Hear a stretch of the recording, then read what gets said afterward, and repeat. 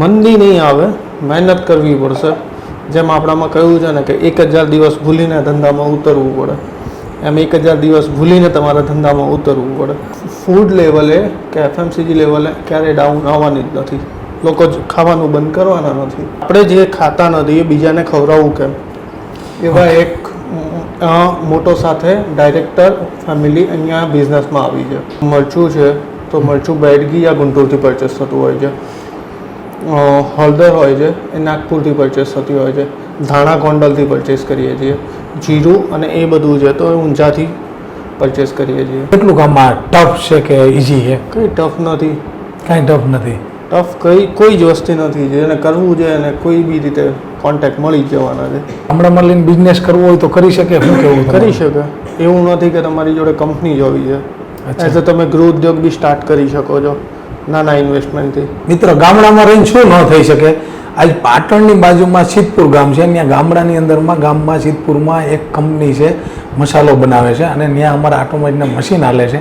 આજ સ્પેશિયલ હું વિઝિટ કરવા આવ્યો છું. તમે ખાલી એ જતીનભાઈ છે, જતીનભાઈને જાણી અને આનંદ થશે કે ગામડામાં રહીને કેવડી પ્રોડક્ટ બનાવે છે અને દેશ વિદેશની અંદરમાં એક્સપોર્ટ કરે છે, સારામાં સારી ક્વોલિટીના મસાલા બનાવી. તો આપણે એને જ મળીએ અને એને સાંભળીએ. કેમ છો જતીનભાઈ? બસ ફાઇન. સ્પેશિયલ તમને જ મળવા આવ્યો છો કે જે તમે આ પ્રોડક્ટ બનાવો છો એ કેવી રીતની બનાવો છો અને એનું ક્યાં માર્કેટિંગ કેવી રીતનું કરો છો? અમારી છે ને ટોટલી અત્યારે 77 પ્રોડક્ટ છે. ડબલ છતાં? હા, 77 SKU છે. એમાંથી મોસ્ટ ઓફ છે અમારા મસાલા છે, મરચું, હળદર, ધાણા, જીરું છે. અમે ક્વોલિટી કોમ્પ્રોમાઇઝ નથી કરતા. ક્વોલિટી કોમ્પ્રોમાઇઝ નહીં.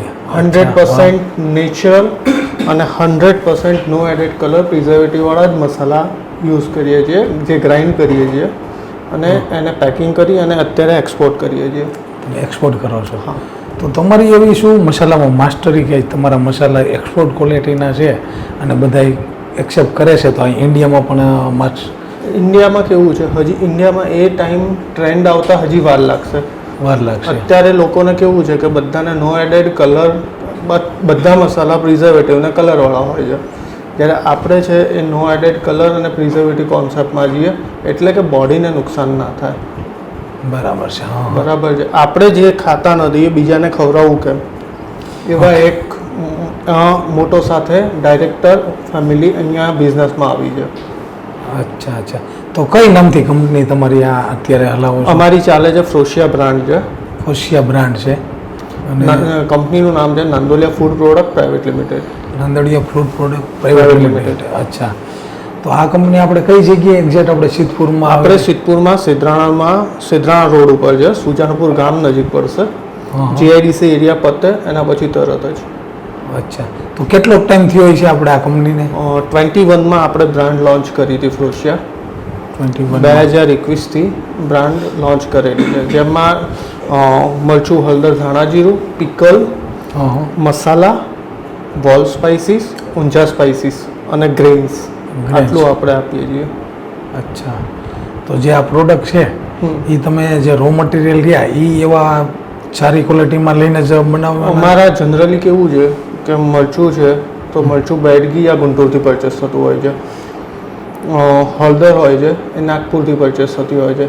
ધાણા ગોંડલથી પરચેસ કરીએ છીએ. જીરું અને એ બધું છે તો એ ઊંઝાથી પરચેસ કરીએ છીએ. અચ્છા.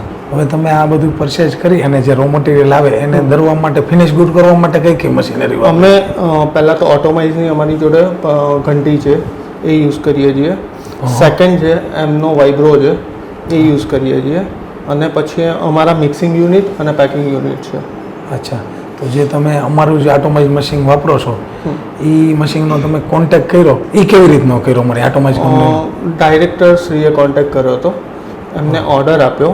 જ્યારે મશીન અહીંયા આવ્યું ત્યારે ફર્સ્ટ ઇન્સ્ટોલેશનમાં અમને નો ઇશ્યુ, કોઈ તકલીફ નથી પડી. એના પછી જ્યારે બી ટેકનિકલ સપોર્ટ જોઈએ છે ત્યારે અમને ટેકનિકલ સપોર્ટ મળતો રહે છે અને અત્યાર સુધી મશીનમાં કોઈ જ પ્રોબ્લેમ આવ્યો નથી. કેટલું એમાં દરતાઈ છો કે બધી જ પ્રકારની વસ્તુ? સમજો ને કે મરચું 500 કિલો મરચું, હળદર, મિક્સ મસાલા અલગ, ધાણા જીરું 1000 કિલો. અચ્છા. બધું જ આ મશીનમાં દરો? એક જ મશીનમાં. ક્યારેય કોઈ પ્રોબ્લેમ પડે ખરો? કોઈ જ પ્રોબ્લેમ હજી સુધી તો નથી પડ્યો. હજી સુધીમાં નથી પડતો. હલાવવાની મજા કેવી આવે છે? બહુ જ મસ્ત. તમારા માણસો લાવે એનો ફીડબેક કેવો છે? જાતે પૂછી લઈએ. જાતે પૂછી લઈએ. હા, અચ્છા. અને કેટલોક સમયથી હલાવતા છો? અમે લગભગ 1.5 વર્ષ થયું. 1.5 વર્ષ થયું. 1.5 વર્ષથી રેગ્યુલર રૂટીનમાં મશીન હલાવો છો. તો જે આ મશીનની અંદરમાં દરેક કસ્ટમર લઈ જાય તો એનો ફીડબેક કેવો છે? કે એમને જે ક્વોલિટી જોઈતી હોય છે, જેટલામાં એમએસ જોઈતું હોય છે, જેટલા મેચ જોતો હોય છે એટલું મળી રહે છે. કારણ કે આમાં કેવું છે કે મરચામાં દરેક એરિયા વાઇઝ અલગ કટ ખાવાવાળી પબ્લિક છે. અમારે 0 મેચ ચાલતું હોય કે 1 નંબરનો મેચ ચાલતો હોય, કોઈ જગ્યાએ 1.5 ચાલતું હોય છે, 2 નંબર ચાલતું હોય છે, કે 2 નંબર ચાલતું હોય છે. તો બરાબર. અમને જે રિઝલ્ટ જોઈએ છે એ મળી જાય છે. એટલે જે ધરવું હોય એ થઈ જાય છે, જે રિઝલ્ટ જોઈએ તે થઈ જાય, બધી જ વસ્તુ થઈ જાય છે.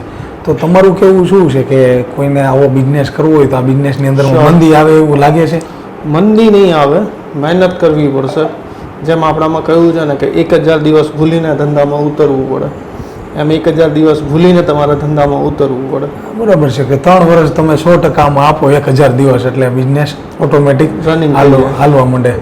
તો આ બિઝનેસનો કેવો કે હજી તમે આગળ કેટલું કામ ફ્યુચર જોવો છો? ફૂડ લેવલે કે એફએમસીજી લેવલે ક્યારેય ડાઉન આવવાની જ નથી. લોકો જ ખાવાનું બંધ કરવાના નથી. ખાવાનું બંધ કરવાના નથી. બરાબર છે. જતીનભાઈ, તમે આમ ગણતરી કરો તો એ મસાલા બનાવી અને દેશ વિદેશની અંદરમાં એક્સપોર્ટ કરો છો, તો કઈ કઈ કન્ટ્રીમાં તમારું આમ એક્સપોર્ટ થતું હોય છે? અમારે અત્યારે યુએઈ ચાલે છે. યુએઈ ઓલ ઓવર એક્સપોર્ટ કરીએ છીએ. એક્સપોર્ટ કરો છો? હા. હા, હવે શોર્ટ ટાઈમમાં આફ્રિકાને સ્ટાર્ટ કરવાના છીએ. શોર્ટ ટાઈમમાં આફ્રિકાને સ્ટાર્ટ કરવાના છે. તો આજે જો તમે એક્સપોર્ટ લેવલે જે અહીંયા કરી રહ્યા છો એ લોકોને ત્યાં આટલો સારો મસાલો પહોંચાડો છો, તો એ કેટલાક સમયની અંદરમાં તમે પહોંચાડી હશો? જનરલી શિપમેન્ટ બધાના અલગ અલગ હોય છે. જનરલી એમ યુએઈનું અમારું શિપમેન્ટ 1 મહિનો હોય છે. 1 મહિનો હોય છે. તો પણ મસાલાની એ પ્રમાણે લાઈફ તમે સેટ કરી ઓલરેડી હોય જ છે. તો ઘણા બધા જુવાનિયા ભણેલા ગણેલા હોય અને મહેનત કરતા હોય મારે કાંઈક બિઝનેસ કરવો છે, ઘણા ક્લાસ કરતા હોય એક્સપોર્ટ ઇમ્પોર્ટનો, તો તમારું કેવું એવું છે કે શું બિઝનેસ કરે તો એક્સપોર્ટ ઇમ્પોર્ટ કરી શકે? તો કેટલું કામમાં ટફ છે કે ઇઝી છે? કંઈ ટફ નથી. કાંઈ ટફ નથી. ટફ કોઈ જ વસ્તુ નથી. જેને કરવું છે અને કોઈ બી રીતે કોન્ટેક્ટ મળી જ જવાના છે. કોઈ બી રીતે કોન્ટેક્ટ મળી જ જવાના છે અને આરામથી કરી શકવાના છે. તો જતીનભાઈ, આ પ્રોડક્ટ આખી ગામડામાં બહુ સારી એવી થતી હોય અને થઈ શકતી હોય, તો કોઈ લોકોને ગામડામાં લઈને બિઝનેસ કરવો હોય તો કરી શકે? શું કેવું? કરી શકે. એવું નથી કે તમારી જોડે કંપની જ હોવી છે. એઝ તમે ગૃહ ઉદ્યોગ બી સ્ટાર્ટ કરી શકો છો નાના ઇન્વેસ્ટમેન્ટથી. અચ્છા, એટલે તમારું કેવું એવું છે કે ઘરની અંદરમાં નાનો ઉદ્યોગ ચાલુ કરી ગૃહ ઉદ્યોગ લઈ અને ઠેઠ એક્સપોર્ટ લગી એક્સપોર્ટ સુધી કરી શકો. હા, તો એક્સપોર્ટની અંદરમાં ડોક્યુમેન્ટ કેવું કંઈ જરૂરત રહેતું હોય છે? ડોક્યુમેન્ટ બધા જરૂરી રહેતા હોય છે. જેમ જનરલી સીએ છે કે તમારા એજન્ટ હોય છે, એ સરસ મજાનો તૈયાર કરાવી આપે છે.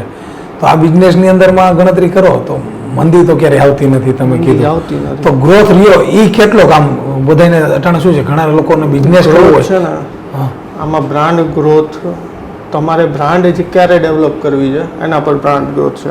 જનરલી બ્રાન્ડ ડેવલપ કરતાં 5 વર્ષ બી જતા હોય છે અને 10 વર્ષ બી જતા હોય છે. કારણ કે એક લોકલ એરિયામાં નથી કરવી.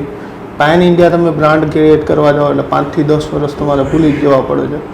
એટલે તમારે કંઈક તો ત્યાગ બલિદાન આપવું જ પડે છે. બરાબર છે. ત્યારે જ બ્રાન્ડ બને અને બ્રાન્ડ બને છે, દેવો પડે છે. મિત્ર, આપણી સાથે હતા જતીનભાઈ. 77 પ્રકારના મસાલા બનાવી અને દેશ વિદેશની અંદરમાં સારી ક્વોલિટીના એક્સપોર્ટ કરે છે અને 4 થી 5 વર્ષની અંદરમાં એને જબરજસ્ત બ્રાન્ડ કરી અને મસાલાની ફેક્ટરી એક જબરજસ્ત ઊભી કરેલી છે ગામડામાં. અને એનું કહેવું પણ એવું છે કે ગામડામાં રહીને પણ તમે ગૃહ ઉદ્યોગ ચાલુ કરીને બિઝનેસ કરી શકો છો. તો અમે લોકો પણ આટોમાઇઝ મેન્યુફેક્ચરિંગ પ્રાઇવેટ લિમિટેડ અમે લોકો ફૂડ પ્રોસેસિંગ મશીનરી બનાવી છે. મસાલા મશીન, આટા મશીન, બેસન મશીન, ડાયલ મિલ મશીન. તમારે પણ જો આવો જ કંઈ બિઝનેસ કરવો હોય તો જરૂર અમારા આ નંબર પર તમે કોન્ટેક્ટ કરી અને તમે પણ બિઝનેસમેન બની શકો છો અને અમે બિઝનેસમેન બનાવશું.